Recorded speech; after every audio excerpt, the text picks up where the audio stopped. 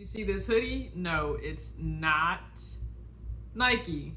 So get over that shock. It's an Under Armour hoodie. Yes, I own exactly, I think, 3 things that are Under Armour. One of them, still not Steph Curry shoes. I'm going to work on that. But yeah, it's a college hoodie from my alma mater. And you may think, like, oh, where'd you go? Private school, great institution, taught me a lot. The one thing it couldn't seem to actually provide in a curriculum, in a finance, in a business curriculum, is the reality that multiple streams of income, it's necessary, it's a must. So what you need to do is add another stream of income. I surround my soul with the positivity. That's why I don't worry about the things that I don't see. Yeah. These days I don't worry about much. I think we should have some more fun. I still dream about the days when we were young. What's up, everybody? It's your girl TJ back with another video talks with TJ, aka TJ2 Swoosh Chains. I hope you guys are having a good day when you're watching this. I think it's a Thursday. I could be wrong when I'm filming this. It's actually at night. I need to eat, get myself around to relax. But I did want to touch on another highlight from the financial diet, because another way for you to get good with money, as Chelsea Fagan says, you need to make sure that you add another stream of income. And you would think this is something that is hounded as we are growing up and as we move into adulthood. We're on our own, we're providing for ourselves, but it's not. Like, so many people only have one stream of income, and if it's gone, and that's it.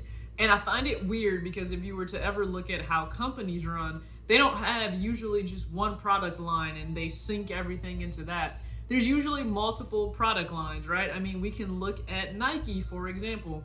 Look how many different lines they have. I mean, Nike is known for so many things, whether it's the iconic Air Force, whether it's the Blazer, whether it's an Air Max, whether it's all of the different individual Nike basketball sneakers for all of their marquee players that are on contract.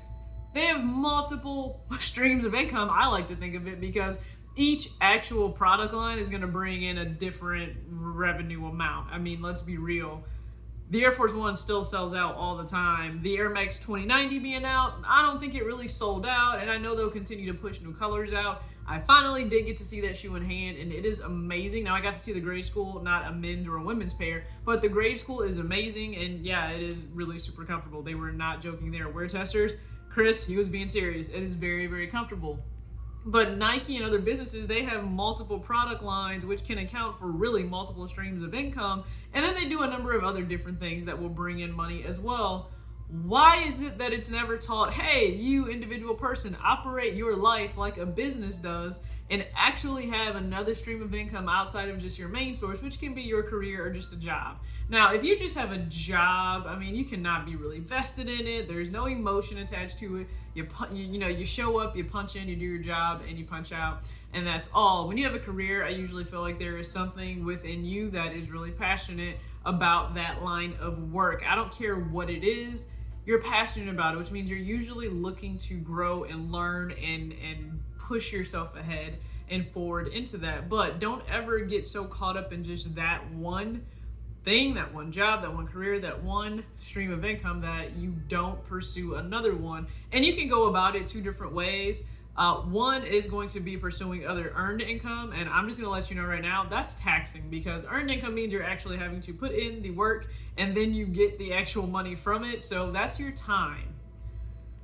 Listen, 40 hours a week sometimes just seems ridiculous, but when you add in, I'm just being real. There are other countries, I don't think they work on 40 hours a week, and they're a lot more flexible, and they've been working from home for a lot of different areas. And we all found out with this pandemic, most of us could work from home and it not disrupt the flow of anything, productivity wise. But if you are working additional time, it's a lot, it becomes draining. Work-life balance is very hard for us to do. It's very hard for me to do. So if you want to pursue something like another part-time job, just keep in mind, how is that going to affect everything else in your life? Are you really going to have the time? And then you have to look at, is it going to be worth it, right? Because if you're doing something and you're spending tons more time, like tons of time outside of your home, again, are you making just a few dollars more an hour, like only 7 or 8, because once you look at taxes being taken out, it's not really going to pay you a whole lot? Or is it really worth the time? Like, for the time that you could be there, is it that $15 to $20 an hour? And you can do things on the side that are going to earn you that.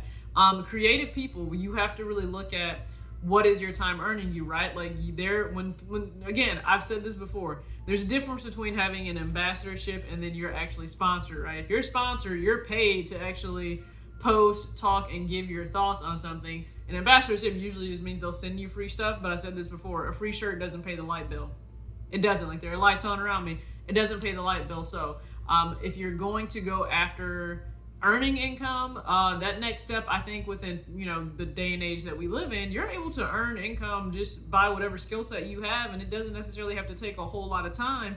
Once you perfect your craft and your process, it may not really take you that long, and you may get paid a decent amount of money for what you put out. I'm just saying that can certainly happen. Now, passive income. And if you don't, again, watch the Graham Stephan show, he touched on this one time, that passive income is great, but what people don't tell you about passive income is the fact that you have to work really, really hard up front usually for you to actually start to receive that passive income, to start to have it flow in. And YouTube is a really good example, and that's what he used the example of.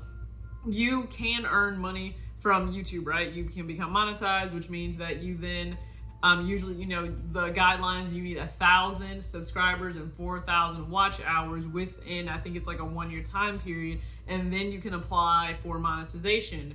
It takes time, all that time to build up to those hours and those subscribers. Unless you just happen to pop off and go viral, it takes time. There's a lot of videos you can put out and nobody cares to watch them. And it's a slow process, right? It has to be consistent and steady. You can't be impatient. But once you do finally hit that, even then, you still have to continue to churn out videos at a decent rate, or have them be so enticing that subscribers can't wait to tune in. And you know what? Once that revenue starts to hit for those videos, this happens to me now. I certainly don't make tons from YouTube, but this happens to me now where I'll have videos up and there can be days where, you know what? I may not post a video. I know it's rare, but I could not post a video, and then maybe I don't film another one. Well, I'm still making money because those videos are still generating me revenue on the back end, and I'm able to see that through my analytics. So that's really what is considered passive income. But you always have to still invest your time back into passive income for it to continue to be something you can draw money from. So I encourage you, no matter what, have another stream of income, because if something is disrupted, which a lot of people's streams of income were disrupted during the pandemic, if you have multiple ones, just by basic statistics, at least one of those may still be up and operating, and that still gives you a means to provide and live. So yeah, they didn't teach us this in school. They taught a lot of other stuff, and I'm just saying, colleges, can we teach more practical things? I know for some professions they need to learn, I get it. If you're gonna be an accountant, you're gonna have to learn every little bit about accounting, but that's not what I wanted to do or be. Okay, I got a finance degree because I really like the numbers. I like looking at numbers, the logic behind it in terms of business, and the engineering part was just, there just wasn't any more passion in it. I'm like, okay, I could do the math, but I don't care about everything else that goes along with it. And so that's why I chose to go into business, but there's still so much they don't teach you, in terms of how to actually apply it in real life and then to your own personal life. And I think that's where schools drop the ball. So I hope that at some point schools start to add that in, because to really educate a young adult means to prepare them for life. I feel like prepare them for real life. I know that they have a concentration and a focus, but start to prepare kids for life. Start to have them understand what it means to manage their money well, right? You would look at a CEO or a CFO, and if they have zero idea how to manage money well, you would not have them in that position. Same way with an individual. If they can't manage money well, why would you want them to be out on their own? But trust me, mom and dad don't want you back at home either. So you do need to learn how to manage your money well. You should understand the importance of having multiple streams of income, just like big companies that, we see all the time. They have multiple product lines. I just think that you should also have, a lot of lines of a way to make money coming in. Listen, nobody wants to be just stuck without a way to provide for themselves. That's a terrible position to be in. So that's at least what I think. Went to school, small private D3 school, because I don't ever really talk about that, but it was a good experience. I will say that. It was smaller classes, so we had no joke, 20 to 25, sometimes less in our classes. So you got to interact directly with professors. You got to build good relationships with them. All the same, though, there was still a lot of practical stuff that we didn't learn that I wish we would have. But as always, act your age, not your shoe size. Peace out.